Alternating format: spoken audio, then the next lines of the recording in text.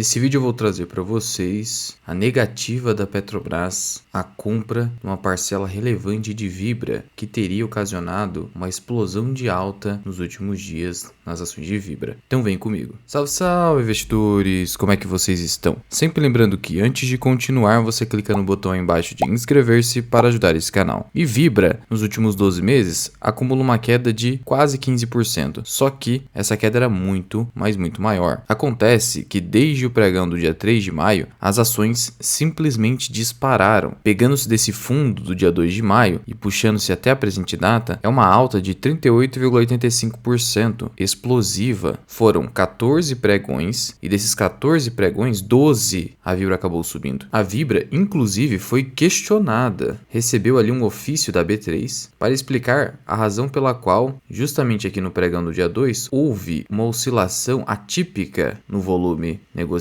Veja que, na verdade, a oscilação atípica veio desde o dia 28 de abril. Então, aqui que começou. E a Vibra simplesmente disse que, embora tenha indagado seus administradores, não encontrou nenhum motivo que justificasse toda essa oscilação. Acontece que não foi uma simples oscilação daquele dia. As ações continuaram disparando. O motivo, é claro, é a própria expectativa de juros futuros, em razão da qual teríamos ali um corte na Selic em 0,5% já para o fim desse ano. Essa expectativa é suficiente para gerar disparada nas ações, principalmente ações que se prejudicam muito em razão dos juros elevados. Contudo, esse motivo é insuficiente para explicar toda essa alta. E o motivo principal foi justamente o vazamento que foi trazido pelo Bradesco, no sentido de que a Petrobras e a Previ estariam querendo comprar uma participação enorme da Vibra, o que poderia ensejar oferta pública de ações para a aquisição de todas as demais ações de Vibra. Por quê? Porque, segundo o artigo 47 do Estatuto da Vibra, o acionista ou grupo de acionistas, e aqui vale ressaltar o seguinte: Petrobras e Previ podem ou não ser considerados grupo de acionistas. Por que podem ou não? Porque isso não é muito claro, de tal modo que isso ensejaria algum debate jurídico. De qualquer forma, havendo ali a compra por um acionista ou grupo de acionistas de 25% das ações de Vibra, isso gera a necessidade legal de se abrir uma oferta pública de aquisição para todos os demais acionistas. Isso aqui é uma poison pill, ou seja, uma pílula de veneno que obriga a compra das demais ações no mercado. E ainda existe aqui um prêmio que deve ser pago. Você deve pegar a maior cotação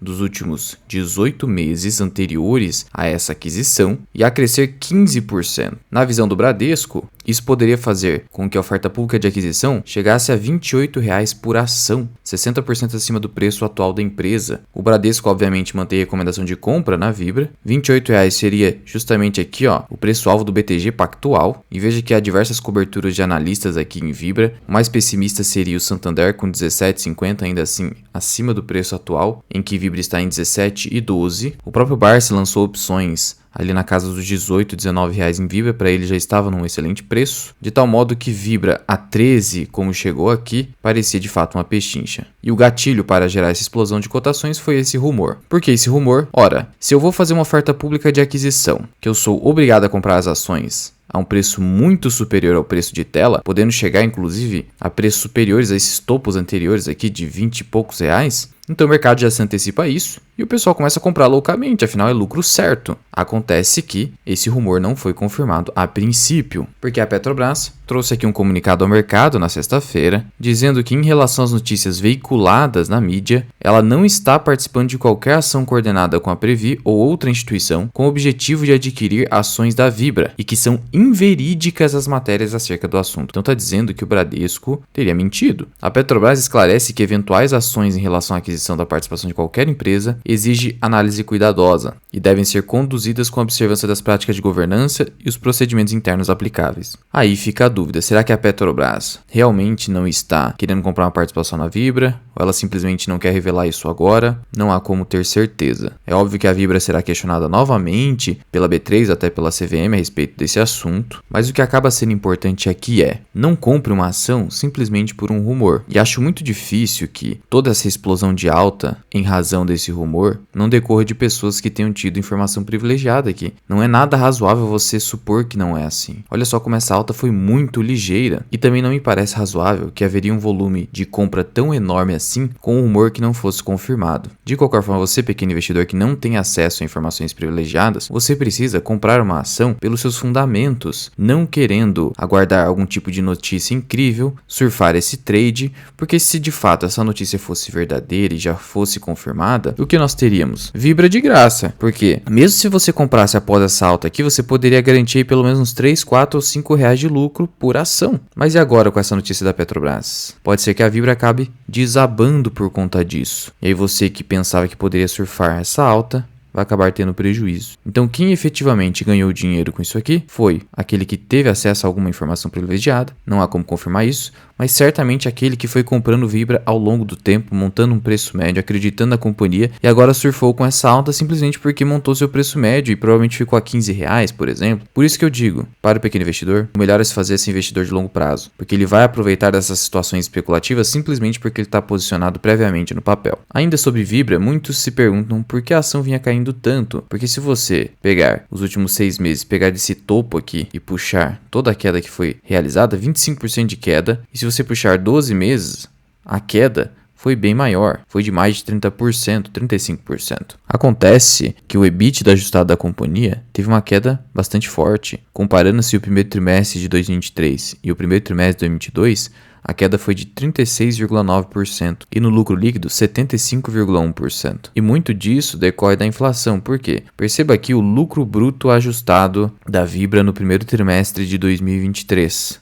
Foi de 1,5 bi contra 2,3 bi no primeiro trimestre de 2022, em que a receita da companhia foi, inclusive, menor, foi de 38 bi contra 39 bi. Acontece que o custo dos produtos vendidos cresceu muito. O que é o custo dos produtos vendidos? É justamente o que uma empresa tem de custo variável ao se realizar a produção de mais uma unidade do seu produto ou serviço. Ou seja, para cada nova unidade de um produto da Vibra, ela gasta X reais. E isso acabou se aumentando no primeiro trimestre de 2023. Você percebe que a receita do primeiro tri de 2023 foi maior do que o primeiro tri de 2022, contudo, o lucro bruto foi inferior por causa do aumento dos custos dos produtos vendidos. Porque justamente o lucro bruto é a receita líquida menos o custo dos produtos vendidos. Então, basicamente, o que você percebe? Que ela está conseguindo realizar as suas vendas. Ela está mantendo aqui um volume de vendas estável, contudo, o cenário de pressão de custos acabou atrapalhando a performance da empresa. E ela ainda destaca que houve ali perdas com o inventário de produtos e ineficiências no processo de importação. Esse cenário tem feito com que a Vibra tenha uma margem líquida muito baixa, fechando aí com menos de 1% de margem líquida. Mas perceba, o problema não está com a Vibra, mas sim com o momento atual da economia. Se você pegar aqui o volume de vendas no terceiro trimestre de 2022 e no quarto trimestre de 2022 foi praticamente estável, mas já vinha de uma queda, sendo que a receita líquida no ano de 2021 foi até menor que a de 2022. Só que depois disso, tivemos a inflação prejudicando as margens e o lucro líquido foi vindo em queda. Então, diante desse cenário, você percebe que a Vibra é muito sujeita aos ciclos econômicos. Ela não pode, então, ser considerada uma empresa anticíclica, por mais que esteja no segmento de energia. Por isso, respondendo à pergunta se ela poderia ser encarada como uma empresa de dividendos, não há como você pensar dessa forma. O que não faz dela uma empresa ruim. Não é porque uma empresa não pode ser encarada como uma empresa de dividendos que ela é ruim. Não é isso. É que ela não pode ser vista como uma empresa para viver de renda, ao menos aí, no curto ou no médio prazo. Porque você percebe aqui que em 2021, ela destravou em apenas um pagamento mais de 1 bilhão de reais em proventos. E isso foi muito excepcional. E depois disso, os pagamentos foram bem inferiores, como você percebe aqui, sequer se aproximando ao valor de 1 bilhão de reais. Então essa volatilidade nos dividendos, que decorre da volatilidade dos resultados, acaba tornando uma empresa inelegível para uma carteira previdenciária. Apesar de, no seu estatuto, ela prever ali um payout mínimo de 40% do lucro líquido, mas se o lucro líquido cai, de nada adianta o esforço na manutenção desse payout mínimo. Em relação ao programa de recompra de ações, já foi findado, e foi findado antes que ocorresse aquela alta ali. Você imagina só se a empresa fosse comprar com aquela alta, ela não compraria provavelmente, mas já foi findado em fevereiro de 2023, não há mais programa de recompra vigente. Esse gráfico aqui demonstra muito bem a volatilidade dos dividendos pagos por Vibra, 1,47 em 2018, 2,67 em 2019, caiu para 93 centavos em 2020, 1,88 e 86 centavos apenas em 2022. O preço teto pelo critério do Bazin seria R$ 26. Acontece que o histórico da companhia nos últimos 5 anos é de dividend yield inferior a 6%, ainda mais com toda essa volatilidade, então não é possível você fazer um valuation da companhia pelo critério do Bazin, é preciso utilizar de outros métodos, fluxo de caixa descontado ou análise do EBITDA da companhia, sendo uma empresa aí da carteira de oportunidades, em que você aproveita um momento de extremo estresse nas cotações, diante de um cenário macroeconômico desfavorável, e aí você acaba comprando, por exemplo, nesse fundo aqui. É claro que você não vai acertar esse fundo aqui sem informação privilegiada, mas você vai comprando aqui, e aí quando você formata um preço médio numa empresa que você confia, quando ocorre esse tipo de evento, você que está posicionado a R$15 já está bem no lucro, já que a ação está agora a R$17. E vale ressaltar o seguinte, já tratei aqui com vocês que em empresas mais cíclicas, eventualmente a gente só consegue pegar a bons preços quando o PL está disparado. E no caso da Vibra, o PL está bem disparado aqui. Então quem acabou identificando esse momento, comprou Vibra aqui nesses preços aqui em declínio. Mas como eu disse, é uma empresa da carteira de oportunidades. Você não carrega indefinidamente essa empresa.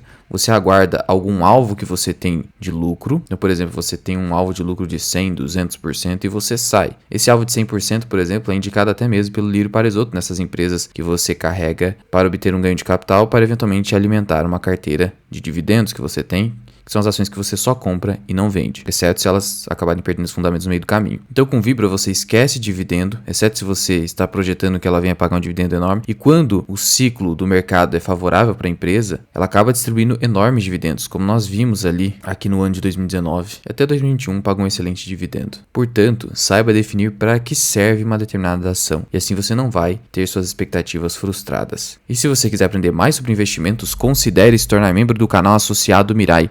Você tem mais de 50 aulas exclusivas. Publiquei recentemente essa aula como você faz a precificação adequada das ações de Vale. Falei aqui por que eu comprei Vale e não Bradespar no último aporte. Tem essa aula detalhada sobre Bitcoin, como você faz a guarda adequada das suas criptomoedas. Tem nossa carteira do 0 ao 100 mil, onde eu mostro do absoluto zero como você monta a sua carteira de dividendos. Já estamos no episódio 6. Nesse vídeo eu trato aqui porque eu não gosto de fundos imobiliários de shopping centers. Aqui eu trato da estratégia do Earning Yield. Trato sobre algumas small caps, por exemplo essa aqui é a Kepler Weber. Tem aqui o nosso mini curso de imposto de renda para investidores, com 10 aulas gravadas, podem te auxiliar, além de outras aulas de indicadores da análise fundamentalista, opções e muito mais. Ou alternativamente você pode contratar os meus serviços de consultor de investimentos. Sou analista CNPI 3707, posso montar a sua carteira de investimentos, posso analisar o seu portfólio já existente, posso dar as minhas recomendações de alocação de ativos por escrito via parecer ou através de uma consulta individual comigo via Google Meet. Para me contatar basta mandar uma mensagem no Instagram que eu deixo aqui embaixo ou até no WhatsApp que eu deixo aqui na descrição. Mas já vai deixando aqui nos comentários, você é investidor de Vibra? Você carrega as ações para o longo prazo? O que você achou de todo esse movimento envolvendo Vibra e Petrobras? Muito obrigado por ter ficado comigo até aqui. Eu sou o Luan, esse que é o canal Mirai Investing. Até o próximo vídeo. Fui.